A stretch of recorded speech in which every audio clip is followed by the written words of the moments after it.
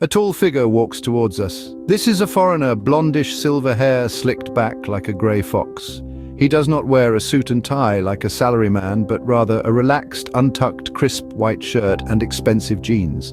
Like an executive slumming it on the weekends, he greets Tongsun and introduces himself to Beom and I as Peter.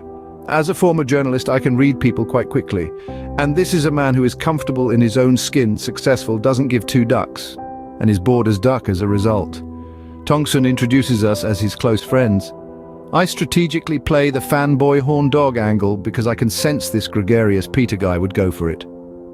Hey man, Tongsun is my hero for hiring all these hotties, but I hear you are the man with all the girls you hire at your office.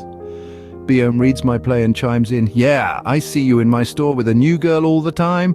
And that's all it took for Peter to grace us with his sordid story of misogamy and misgivings. This is Peter's story, as told in his voice.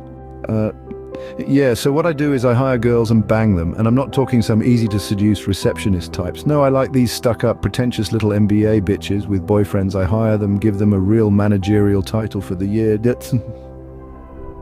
and bang them, really screw with them. I gotta get my money's worth that year, right guys? Some girls wise up pretty quickly and realize they are basically paid prostitutes for the year.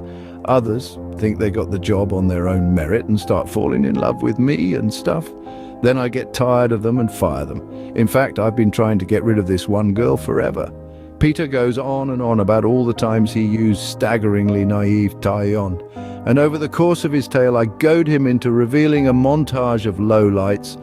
Not only does Peter like to physically mess with the girls, he gets off on mentally messing with them too. There was the time Taeyeon invited him home to have dinner with her parents, showing off her boss to them. It was a lovely evening, and her parents were so proud that she was making over 100K. Meanwhile, Peter was getting off on the fact that her parents were loving him, while not knowing that he's screwing their precious daughter in his office. She blew him in the car on the way over and on the way back from her parents' house too. Another time they went on a business trip to China and talked about buying investment property together over there. Then he made her call her boyfriend on the phone while he did whatever he wanted to her. Peter once went to a harvest festival in Taeyeon's village as a guest of honor. He watched her perform in a harvest dance, then screwed her backstage. For months now, he's been trying to get her to quit the company by making working conditions and assignments tougher on her, such as sending her out of the city to manage some factory that wasn't doing well. Since Peter does this every year with a different girl, the whole company knows the open secret and treats the new hire with disdain and disrespect. Recently, he's been trying to get her to quit him by bringing her out to sex clubs and passing her off to guys like Tongsun. Peter finally finishes his story and looks at us for positive affirmation of his toxic deeds. But his gaze is met by looks of disgust. Peter dismissively scoffs at us. Anyways, I finally got rid of my problem. I won't be seeing that hoe anymore.